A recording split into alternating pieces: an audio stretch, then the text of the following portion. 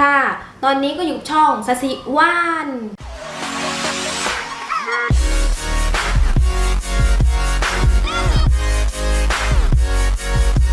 วันนี้เราจะมาทำยำทะเลเดือดกันนะคะมาเริ่มทำกันเลยไม่ลีลาแล้วขั้นตอนแรกใส่อะไรอ่ะขั้นตอนแรกใส่อะไรอ่ะใส่น้ำยำขั้นตอนแรกใส่อะไรขั้นตอนแรกก็ต้องใส่ถ้วยใส่น้ำยำไปก่อนข้นมากเลยอ่ะมันไม่ใช่น้ำยำแล้วเนี่ยนี่ก็เป็นครั้งแรกนะคะไม่เคยทำเลยมันไม่ใช่น้ำตาลกวนเลยมันเหมือนคาราเมลเลยมันต้องเอาคาราเมลมาด้วยเนี่ยคาราเมลนะคะแล้วก็อันนี้น่าจะ2 ช้อนละมั้งใส่ไปเถอะ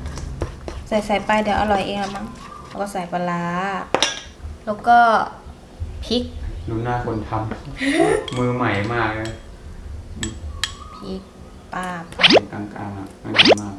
ไม่ได้อยู่อีสานเนี่ยก็อยู่กลางก็อันนี้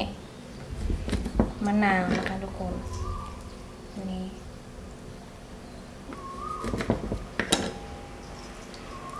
โอเคใส่นี่ลงไป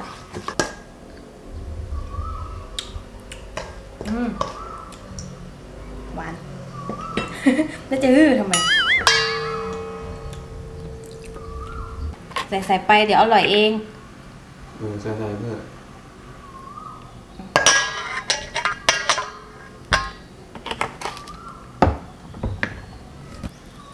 ผงนัวผงชูรสนะเพิ่งรู้นั่นแหละใส่ตามใจชอบเลยนะคะยิ่งใส่ยิ่งอร่อยใส่หมดเลยป่ะใส่อะไรก็ใส่กินไม่ได้ก็กินมันเป็นยังไงอ่ะอันนี้มันหวานเปรี้ยวเค็มใส่หมดเลยนะโอ้ยหมดได้เหรอหมดละจะรอดหรือจะร่วงครับวันนี้ต้องรอดดิ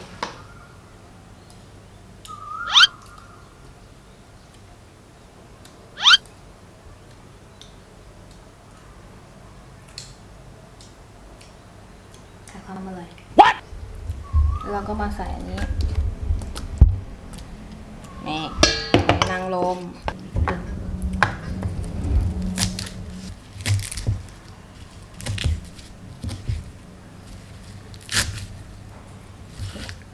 ใส่ลงไปแล้วก็ใส่หอมแดง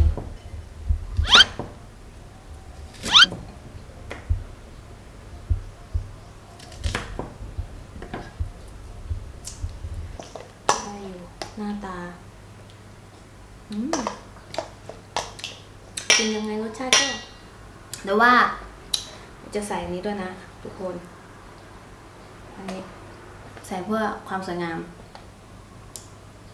ถามว่ากินไหมไม่ แล้วก็ใส่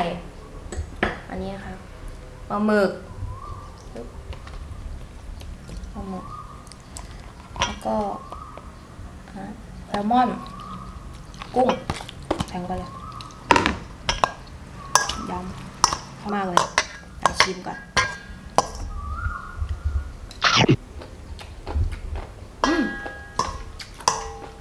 ได้อยู่นะเห็นไหมได้อยู่นี่คือยังไงได้เขาอะ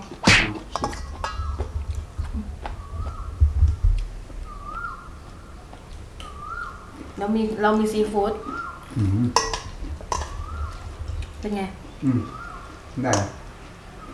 โอเคงั้นเราไปจัดใส่จานกันเลยนะคะ2,000 years later เอาเลยค่ะทุกคนมากินกันเลยตอนแรกกินอะไรก่อนดีปลาหมึกดูปลาหมึกใหญ่ครับกรอบมากเลยนะทุกคนให้มึงกินเลยนะอร่อยดูอร่อย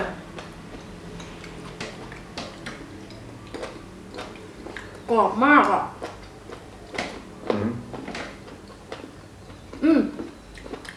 ลืมบอกว่าผักเยอะมากมันมีชะอม มีกลิ่นโอ๊กแล้วก็สะระแหน่แล้วก็พริกหวาน มีผักชีด้วยผักชีแล้วก็ต้นหอมอร่อย น้ำจิ้มมันหวานไหม นี่ยัง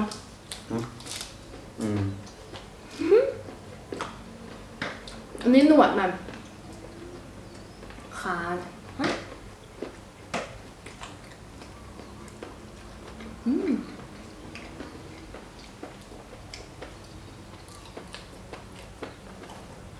กุ้ง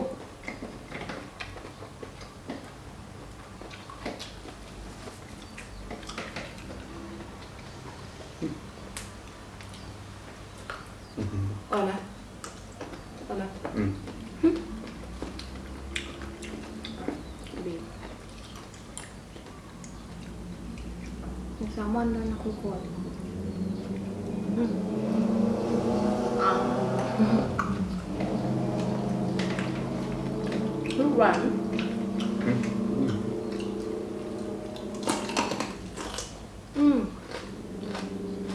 มาช่วย เป็นซีฟู้ดด้วยเยอะมากอ่ะ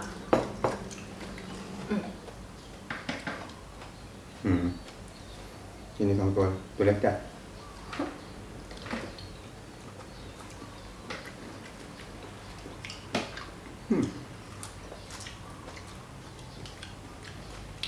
อุ๊ยที่อารมณ์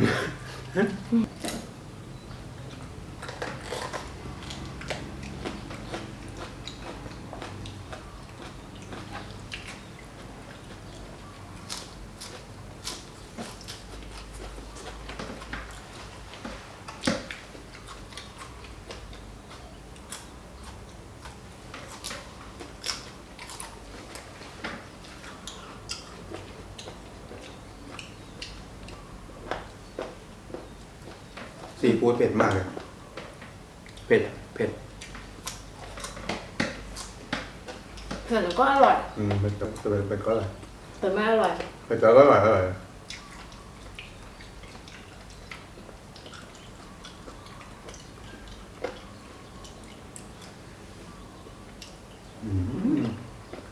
ปลาหมึกกรอบมากเลยทุกคน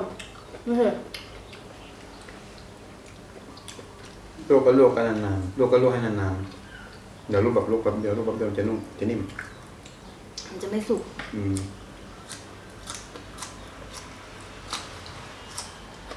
ก่อนลวกก็ล้างเกลือแล้วก็ใส่น้ำส้มสายชูแล้วก็อะไรอะล้างน้ำอะแล้วก็ต้มน้ำให้เดือด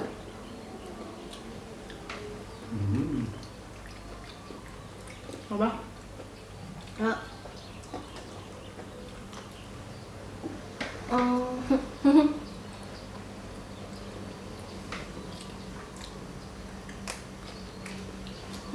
โชยุด้วยเดี๋ยวจะซีฟู้ด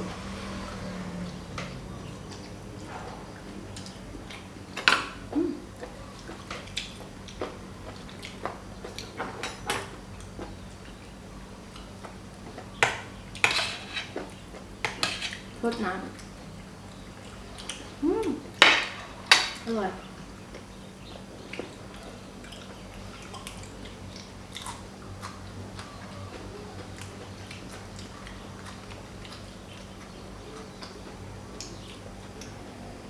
กินไม่กินหน่อยคำนึงกินได้เลยไม่ฉีกไม่ฉีกเลยไม่ฉีกแกะไหมบอกไม่ฉีกอยากกัดอ่ะอย่างนี้นะ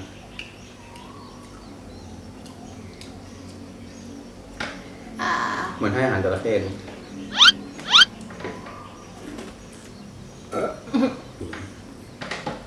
ว้าว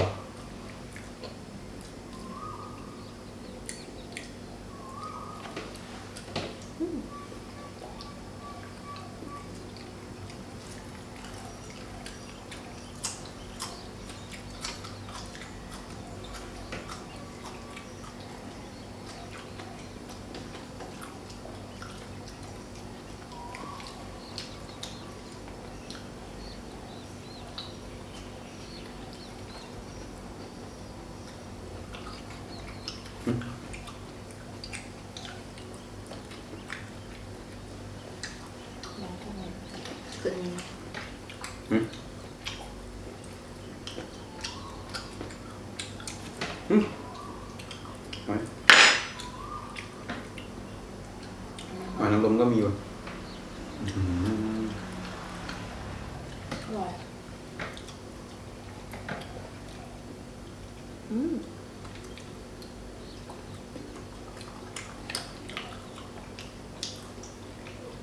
วาซาบิ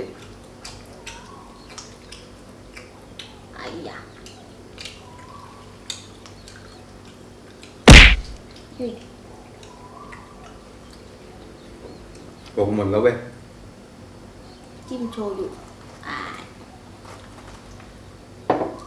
กินกัน กิ เย น อะ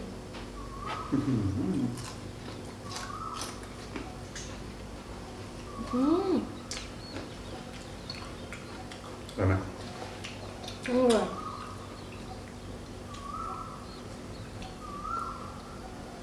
ของเช้า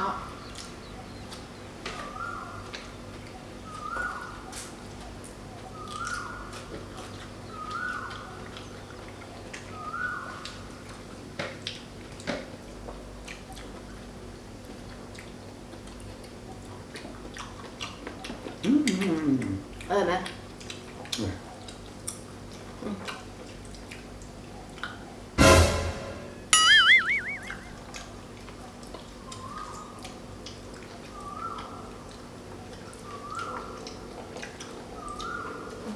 ไป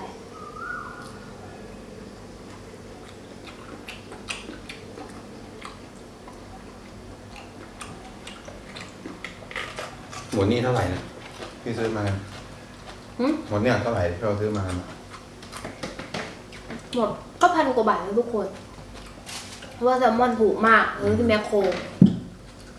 ชิ้นละ200 กว่าบาทเอง 200กับ300 ถ้าชิ้นใหญ่หน่อยก็300 กว่าบาทถ้าชิ้นเล็กก็200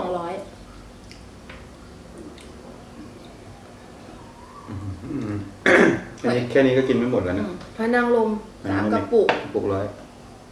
100 บาท ผักซื้อที่ตลาดบางกะปินะกำละ5 บาท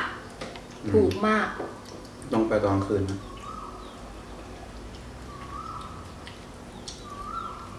แล้วปลาหมึกปลาหมึกเมื่อกี้หมดแล้ว เบิ่งหอย เอ๊ะมึงอะไรนะ หนวดหมึกกระดองกรุบมากอ่ะ อันนี้ก็ ดีๆถึงจะกรุบ กิโลละ280 บาท บางครั้งไปก็เจอโลละ300แล้วแต่ช่วง แต่หนวดเดียวอ่ะ ไม่ถึงโลนะแค่100 กว่าบาทเองอ่ะ ก็ได้เยอะอยู่นะ อิ่มอยู่อ่ะ อืม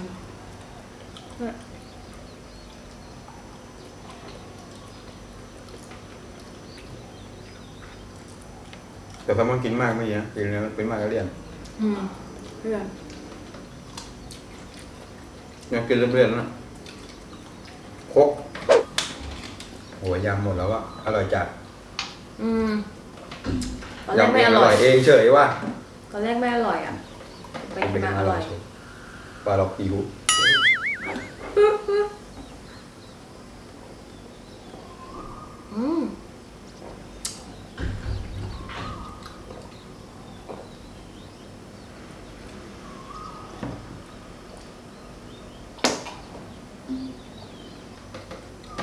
อร่อยอันเนี้ย หวาน กลิ่นเหมือนพริกอ่ะ แต่หวานไม่เผ็ด กินมันพริกก็มันเป็นพริกลูก เหมือนพริกเผ็ดอ่ะ คือเหมือนพริกเผ็ด พริกเผ็ด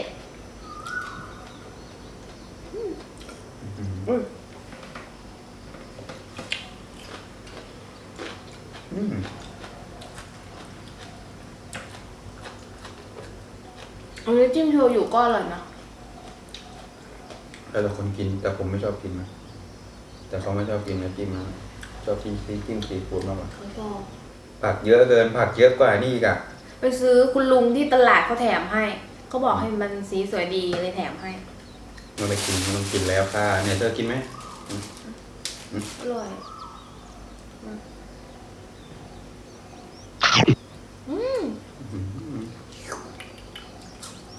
ตัวเองอิ่มแล้วคงไป หวานหอม แล้วแต่คนชอบนะทุกคน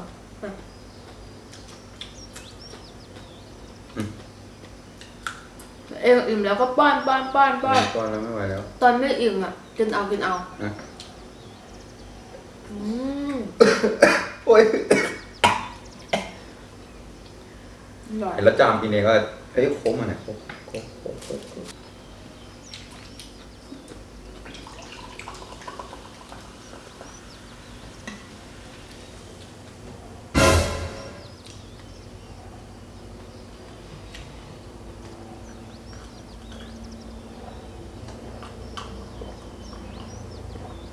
โอ้กินเป็นน้ำเปล่าเลยไม่ขึ้นหัวมั้งเหรอนะ อิ่มแล้วค่ะทุกคน โอเควันนี้แล้วก็จบไปกับเมนูอะไร ยำทะเลเดือด ยำทะเลเดือดตรงไหนวะเนี่ย เดือดตรงนี้ ปกติทะเลเดือดนี่มันต้องเผ็ดไม่ใช่เหรอวะที่เขาดูกันนะ ก็ถามว่าจะใส่อีกไหมก็บอกว่าไม่ใส่ ก็มันมากินเผ็ด ก็เดือดในบอกว่าอิ่มแล้ว เดือด อ่ะ ก็เดือดนั่นแหละก็เดือดแหละแต่ที่เดือดสุดนี่คือน้ำจิ้มคือเผ็ดมากเผ็ดเสร็จเผ็ดซวง เยอะมาก เยอะด้วยกินได้หมดด้วยแถมของเลยนะฮะ อิ่มและอิ่มจริงๆแหละถ้าใครชอบคลิปนี้ ก็อย่าลืมกดไลค์กดแชร์แล้วก็กด Subscribe ให้พวกเรา2 คนแล้วก็วานด้วยนะคะสำหรับวันนี้ วันนี้ บ๊ายบาย